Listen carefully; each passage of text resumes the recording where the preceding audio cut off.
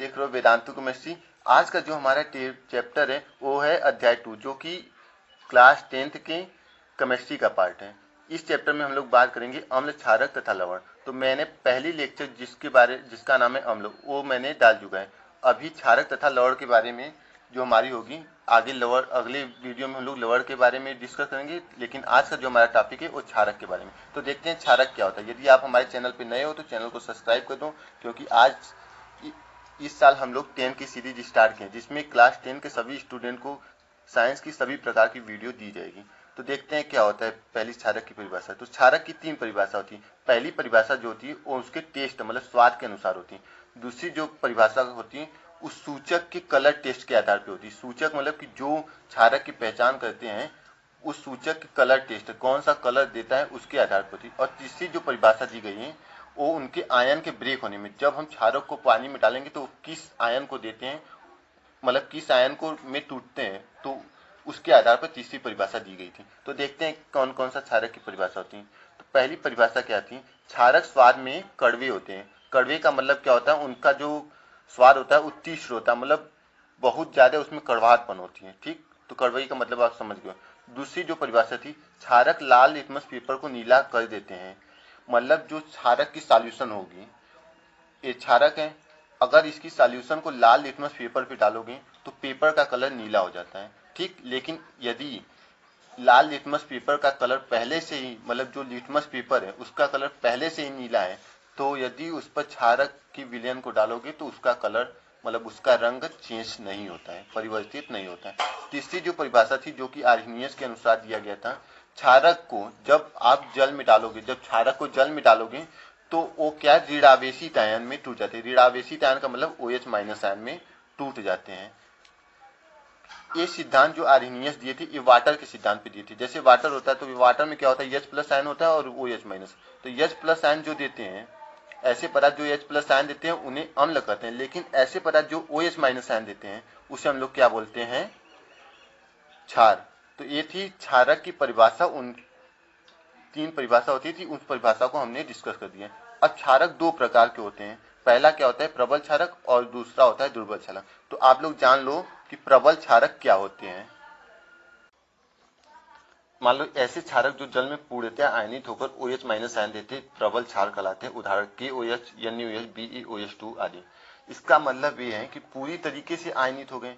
मतलब यदि क्षारक को, ठीक, वाटर में डालोगे, यदि क्षारक को जल में डालोगे तो उस विलयन को, जो तुम्हारा विलयन बनेगा क्षारक को जल में डालने के बाद, उस विलयन का जब आप टेस्ट करोगे, मतलब जब आप उसे टेस्ट करोगे, जब उसको चीखोगे, ठीक, तो उसका कहीं भी विलयन का किसी भी पार्ट को, या नीचे का पार्ट उठाओ या ऊपर का पार्ट उठाओ, हर जगह उसका टेस्ट इक्वल रहेगा, तो उसे हम लोग बोलेंगे प्रबल क्षारक।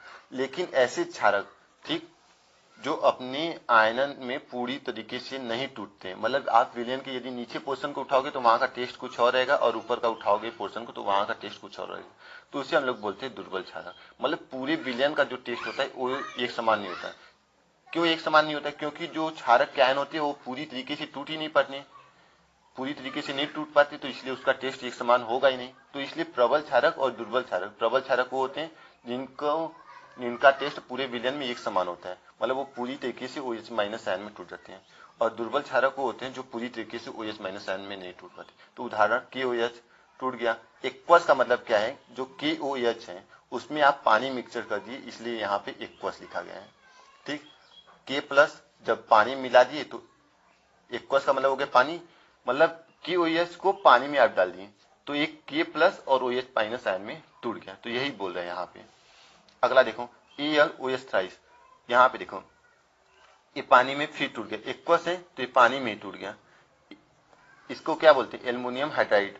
तो Al3 प्लस, यहाँ पे 3 प्लस क्यों है? क्योंकि इससे 3 OH ग्रुप जुड़ा हुआ है, OH ग्रुप 3 ठो जुड़ा हुआ है, इसलिए यहाँ पे 3 है।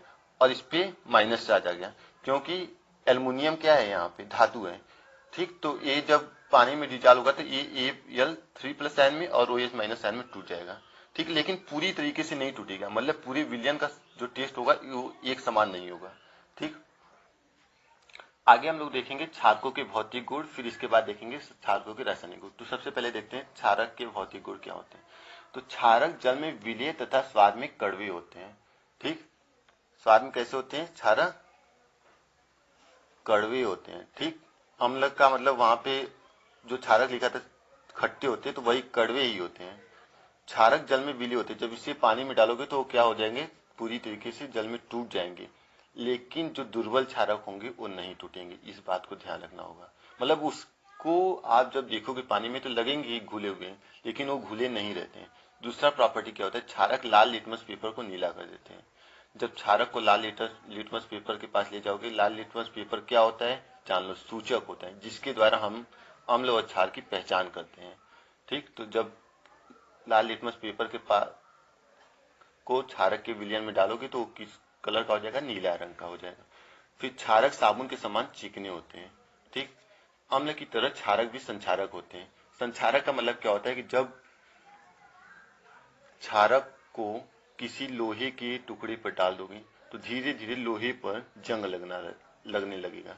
तो यही होता है, अम्ल को डालोगे या तो लोहे पे या क्षारक को, दोनों को में से कोई भी यदि आप लोहे पे डालोगे तो उस पर जंग लगने लगता है। तो यही बोल रहा है कि अम्ल की तरह क्षारक भी क्या होते हैं? संक्षारक होते हैं। आगे हम लोग रासायनिक गुण के बारे में देखेंगे। तो क्षारकों के रासायनिक गुण, धातु से क्रिया करके क्षार हाइड्रोजन गैस उत्पन्न करते हैं। जिंक क्या है? धातु है। और यहाँ पे यस का मतलब क्या हो गया? जिंक सॉलिड स्टेट में, मतलब ठोस अवस्था में। और NaOH का मतलब क्या है? Sodium hydroxide. एक्वस का मतलब क्या हुआ? सबसे पहले NaOH का सॉल्यूशन लिए हम लोग, NaOH का विलयन लिए, फिर उसमें हम लोग पानी डाल दिए, इसलिए इसके आगे एक्वस लिखा हुआ है। अब जब रिएक्शन करे तो जिंक और सोडियम, यहाँ पे जिंक धातु है। ठीक, जब ये क्या करेगा, इसके पास इलेक्ट्रॉन की अधिकता होती है जिंक के पास, इसलिए ये यहाँ से OH माइनस आयन को हमेशा क्या करता है? निकालना सोचता है। ठीक, मतलब अधिकता है इसलिए क्या करेगा? OH माइनस आयन को निकालना चाहेगा। ठीक, तो इसलिए यहाँ पे क्या बनता है? यहाँ पे सोडियम के कितने मालिक्यूल्स है? 2 मालिक्यूल्स हैं, तो सोडियम के हो गए।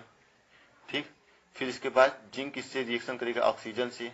ठीक, तो इसलिए सोडियम और ऑक्सीजन दोनों क्या करेंगे? यहाँ से जिंक को ले लेंगे, क्योंकि यहाँ पे जिंक के पास इलेक्ट्रॉन की अधिकता है और सोडियम के पास भी इलेक्ट्रॉन की कमी होती है और ऑक्सीजन के पास भी इलेक्ट्रॉन की कमी होती है, तो दोनों के बीच में आके जिंक जुड़ जाता है। तो यहाँ पे Na2, यहाँ पे सोडियम के कितने मालिक्यूल है? Na के आगे 2 लगा हुआ है, तो Na2 जिंक हो गया। ठीक, यहाँ पे जिंक हो गया ना। फिर इसके बाद जिंक आएगा यहाँ पे, फिर इसके बाद A ऑक्सीजन आ जाएगा, फिर साथ में क्या निकलेगा? H2 निकलेगा। ठीक, आगे हम लोग देखते हैं। क्षारक धातु ऑक्साइड से क्रिया करके लवण एवं जल बनाते हैं। क्षारक यहाँ पे क्या है? CaOH2, क्योंकि यहाँ पे OH माइनस आयन निकलने के चांस है। ठीक, तो इसलिए यहाँ पे OH ग्रुप दिख रहा है, इसलिए CaOH क्या है? क्षारक है। ठीक, इसमें क्या मिला गया? पानी। इसमें पानी मिलाया गया है, इसलिए यहाँ पे एक्वस लिखा गया है। फिर इसकी क्रिया किससे? कार्बन डाइऑक्साइड से होती है। ठीक, तो कार्बन डाइऑक्साइड से, और यहाँ पे कैल्शियम क्या है? ये बहुत ज्यादा रिएक्टिव है, इसलिए कार्बन डाइऑक्साइड से क्रिया करके क्या बनाएगी? यहाँ से वाटर को निकाल देती है। ठीक, और कैल्शियम कार्बोनेट का निर्माण करती है, और यहाँ पे गैस के रूप में कैल्शियम कार्बोनेट का निर्माण होता है। ठीक, अगली एग्जाम्पल क्या? क्षारक अम्ल से क्रिया करके लवण व जल बनाते हैं। क्षारक हो गया एल्युमिनियम हाइड्रोक्साइड, ये अम्ल से H2SO4 को हम लोग बोलते हैं सल्फ्यूरिक एसिड। जब ये एल्युमिनियम हाइड्रोक्साइड सल्फ्यूरिक एसिड से रिएक्शन करेगा तो क्या करेगा? एल्युमिनियम धातु है, यहाँ से सल्फेट आयन को निकालेगा। एल्युमिनियम बहुत ज्यादा रिएक्टिव है। ठीक, तो यहाँ से सल्फेट आयन को यहाँ से निकाल के क्या करेगा? यहाँ पे तीन यूनिट मतलब 3 इकाई सल्फेट आयन है, क्योंकि H2SO4 के आगे 3 लगा हुआ है, तो हाइड्रोजन के भी 3 यूनिट है और सल्फेट आयन के, यहाँ से SO4 निकला और इसके यहाँ पे 3 आ गया, क्योंकि यहाँ पे 3 है। ठीक, तो यहाँ पे 3 आ गया और 6H2, ये देखो 6 हाइड्रोजन है, 3 2 जा 6, 3 दूनी 6, 6 हाइड्रोजन यहाँ पे और 3 दूना 6 हाइड्रोजन यहाँ पे, 6 दूनी 12 हाइड्रोजन और यहाँ पे 1 ऑक्सीजन है, तो ये ऑक्सीजन निकल गया। ठीक, तो यहाँ पे वाटर बनता है और एल्युमिनियम सल्फेट की फॉर्मेशन होती है। अगली क्षारकों का क्या गुण होता है? क्षारक को गर्म करने पर धातु ऑक्साइड व जल में वियोजित हो जाते हैं। क्षारक मान लो क्या हो गया तुम्हारा, एग्जाम्पल ले लो यहाँ पे कैल्शियम हाइड्रोक्साइड, जब इसको गर्म कर दिए, ठीक, तो क्या बना लेगा? धातु ऑक्साइड। कैल्शियम क्या है? यहाँ पे धातु है, कैल्शियम ऑक्साइड CaO बन गया और क्या बना देगा H2O। ठीक, तो क्षारक को जब यहाँ पे गर्म किए, इसका जो इसके ऊपर डेल्टा त्रिभुज टाइप में बना हुआ है, इसका मतलब गर्म करना। ठीक, तो एक इसमें टूट गया कैल्शियम ऑक्साइड और क्या बन जाएगा, वाटर हो जाएगा। ठीक, यहाँ पे एग्जाम्पल हमने नहीं दिया था, इसलिए आपको एग्जाम्पल के लिए हमने सोचा कि समझा दें। फिर क्षारकों का उपयोग, एल्युमिनियम हाइड्रोक्साइड का उपयोग, जो कि क्या है, क्षारक है, क्योंकि यहाँ पे OH ग्रुप दिख रहा है। ठीक, वस्त्र तथा प्रति अम्ल बनाने में किया जाता है। प्रति अम्ल का मतलब अम्ल जो पदार्थ होते हैं, ठीक, उनके अम्लीय गुण को नष्ट करने के लिए, मतलब अम्ल क्या होते हैं, खट्टे होते हैं, उस खट्टे गुण को नष्ट करने के लिए क्षारक का उपयोग किया जाता है। ठीक, आगे देखो, अमोनियम हाइड्रोक्साइड NH4OH का प्रयोग निर्मलीकारक तथा अमोनिया लवण बनाने में किया जाता है। निर्मलीकारक का मतलब क्या होता है, यदि किसी पदार्थ में कठोरता है, मतलब कि जो वर्षा का जल होती है वो कठोर जल होती है, तो उसको निर्मल बनाने में, मतलब कि उसके स्वाद को चेंज करने के लिए, उसमें कोई भी कड़वाहट ना हो। ठीक, तो इसलिए उसका प्रयोग किया जाता है NH4OH का। अगला एग्जाम्पल क्या है, सोडियम हाइड्रोक्साइड NaOH, ठीक, का प्रयोग साबुन तथा धावन पाउडर, यहाँ पे पाउडर रहेगा, धावन पाउडर के निर्माण में तथा रेयान कागज लुगदी के निर्माण में। रेयान कागज लुगदी, धावन पाउडर का मतलब जो कपड़ा धोने वाला होता है। आगे देखो, कैल्शियम हाइड्रोक्साइड CaOH का प्रयोग चमड़ा उद्योग तथा जल को मृदु बनाने में तथा ब्लीचिंग पाउडर बनाने में किया जाता है। ब्लीचिंग पाउडर के बारे में इस चैप्टर में हम लोग लास्ट में पढ़ेंगे।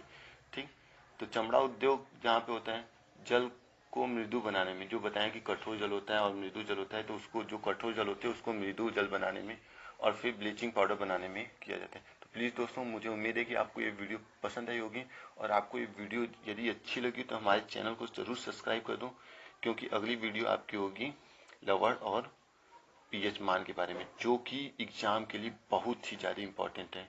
तो प्लीज़ चलते हैं, फिर मिलेंगे नई वीडियो के साथ। तब